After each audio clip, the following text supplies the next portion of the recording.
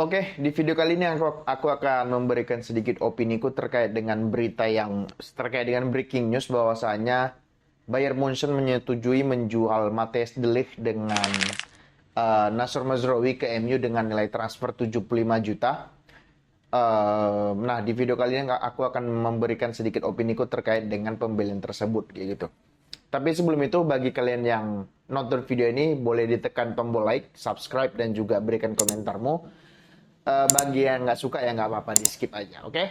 Nah, poin pertama yang ingin aku sampaikan terkait dengan transfer ini adalah drama transfer MU gitu. Nah, sebelum jendela transfer ini dibuka, setelah Ineos atau Redcliffe itu mengambil alih 30% saham MU yang mana mereka meminta tanggung jawab terkait dengan pengelolaan klub, Ineos mengatakan bahwasanya Erik ten Hag tidak memiliki hak untuk menginginkan pemain. Cuman dia hanya boleh menyebutkan posisi yang dia inginkan, maka Ineos lah yang akan memilihkan pemainnya. Nah, dari pemain yang opsi pemain yang dipilih oleh Ineos, disitulah baru Erik ten Hag ini memilih pemain yang ditawarkan sama Ineos. Nah, aku nggak tahu apakah Mazraoui kan namanya, Mazraoui dan juga De Ligt ini terkait dengan kesepakatan yang dikatakan Ineos tadi, atau memang ini permintaan khusus dari Erik ten Hag-nya ya.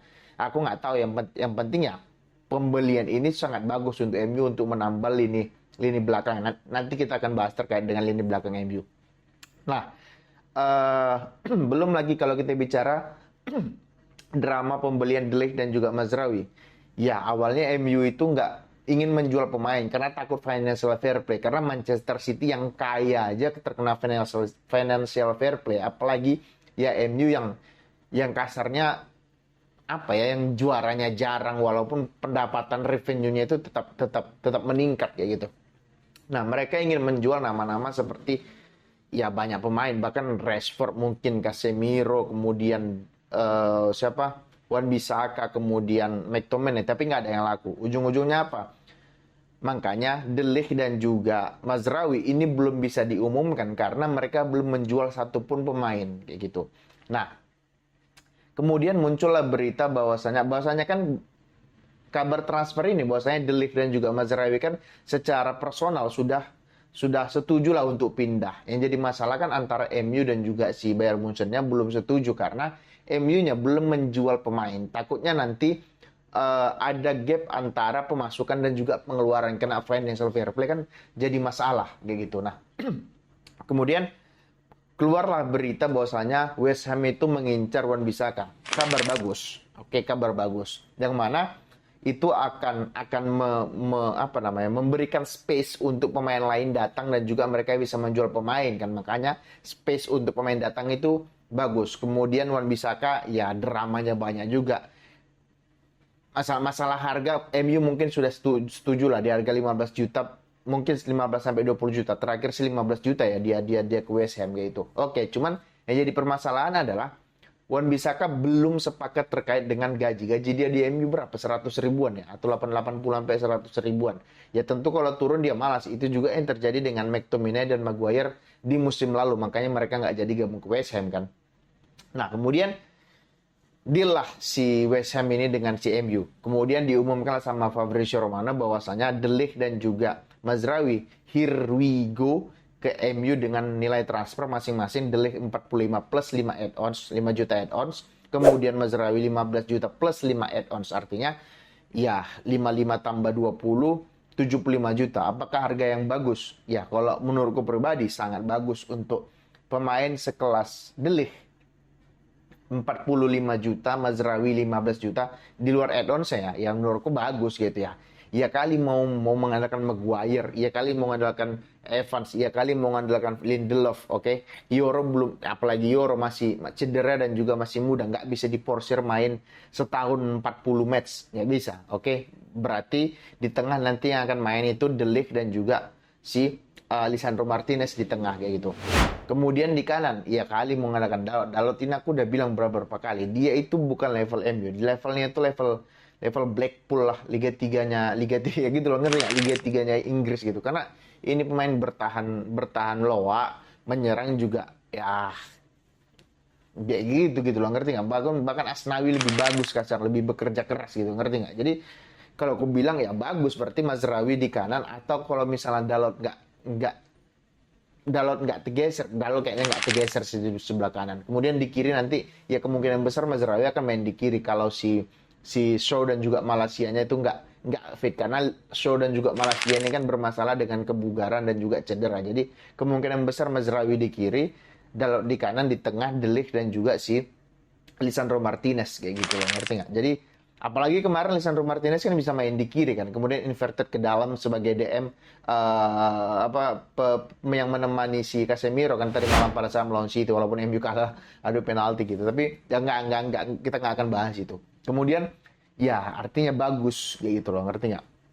Itu yang pertama terkait dengan drama si si De Ligt, dan juga gajinya juga nggak begitu mahal kok, 120.000 kurang lebih, 120.000 pound atau euro kayaknya, 120.000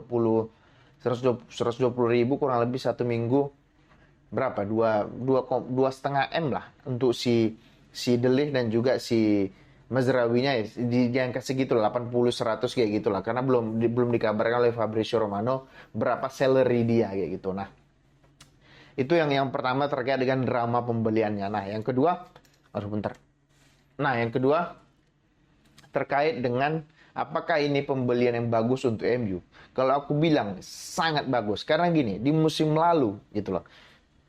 Ini sangat memalukan. Aku nggak tahu apakah MU pernah mengalami ini.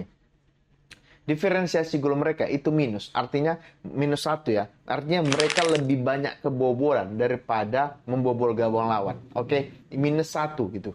Itu kan parah untuk klub yang, ya kalau aku bilang ya bukan karena aku fans MU, salah satu klub besar yang ada dalam sejarah gitu, minus minus diferensiasi gol itu minus, itu kan mengatakan bahwasanya ya penyerangmu loak, pertahananmu itu goblok gitu, ngerti nggak? Kasarnya kayak gitu kan. Jadi ya Erik ten Hag berkaca, oh nggak bisa ngandelin Dalot, Maguire, Lisandro Martinez, Lindelof, Evans, Shaw dan juga Malaysia. Oke, maka dari itu di di dia berpikir bahwasanya oke, yang pertama yang harus kita perbaiki adalah pertahanan dulu. Kalau pertahanan yang nggak solid, ya pemain di depan mau nyerang pun agak susah kayak gitu. Artinya mereka nggak punya kepercayaan diri untuk menyerang. Karena kalau sebagai penyerang kan kita was-was.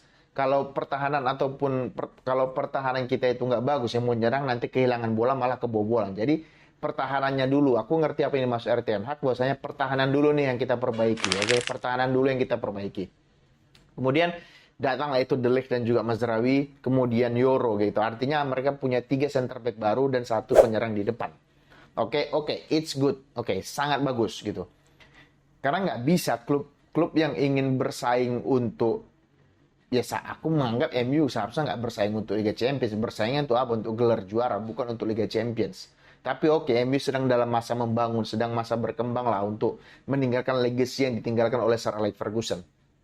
Nah, maka dari itu Erik ten Hag menginginkan pemain belakang yang solid. Yoro untuk jangka panjang, De Ligt dan juga Mazraoui untuk sekarang. Oke, itu yang menurutku sangat bagus kayak gitu, ngerti nggak? Dan juga itu yang kedua. Yang ketiga adalah ya Belanda connection gitu di MU gitu. Bisa dibilang rata-rata pemain yang ada di MU itu ya rata-rata kalau nggak dari Belanda, ya kalau nggak berkewarganegaraan Belanda dan juga berasal dari Liga Belanda. Onana dari Ajax, oke. Kemudian kita masukkan Mazraoui ya, Mazraoui dari Liga Belanda, dari Ajax. De Ligt dari Belanda, oke. Lisandro Martinez dari Ajax. Kemudian di kiri Malaysia dari Ajax, dari Belanda. Kemudian Anthony dari Liga Belanda, Zirkzee dari Belanda, Van Nistelrooy dari Belanda, siapa lagi, Erik ten Hag dari Belanda, terus ada asistennya 2 orang dari Belanda juga gitu.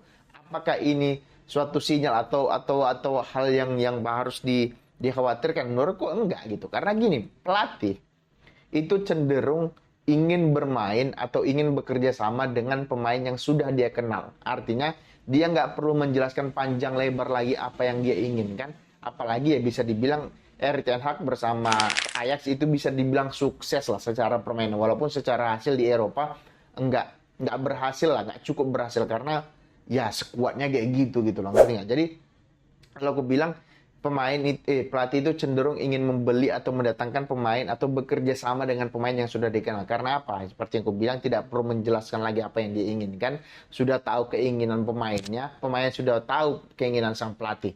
Jadi nggak butuh waktu lama lagi untuk menjelaskan filosofinya lah, kan, cara bermainnya. Karena di era sepak bola modern sekarang, ya kau nggak bisa proses itu nggak dihargai di era modern sekarang. Yang penting hasil menang, hasil menang, juara gitu. Nggak hasil misalnya tunggu 2-3 tahun nggak bisa. Apalagi klub seperti MU dengan fanbase terbesar, mungkin salah satu fanbase terbesar di dunia, disuruh bersabar untuk 3 tahun lagi baru juara, ya ngamuk itu fans kayak gitu, ngamuk itu fans pasti ngamuk, karena era sepak bola modern ini sudah gila, sudah nggak masuk akal gitu loh. Sekarang harga pemain itu paling murah 50 juta, Caicedo aja 120, Enzo 110 gitu, Maguire aja 90, Sancho 90, kan udah nggak masuk akal. Artinya itu harga yang harus dibayar dengan sepak bola modern sekarang, dengan media yang bebas, dengan media yang memberitakan pemain, kemudian di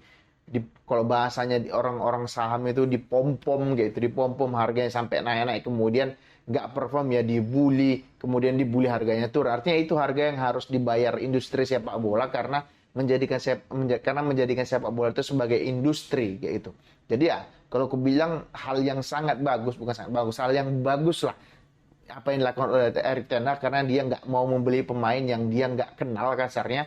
Karena kalau kenal ya dia perlu menjelaskan banyak hal lagi terkait dengan keinginannya dalam bermain seperti itu.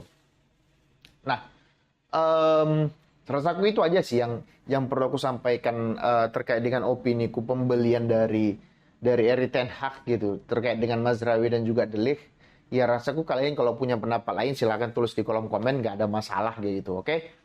Itu dulu konten kita kali ini. Bagi kalian yang suka silahkan di subscribe, di komen, di like. Bagi kalian yang nggak suka ya nggak apa-apa, di skip aja, oke? Terima kasih, semoga terhibur.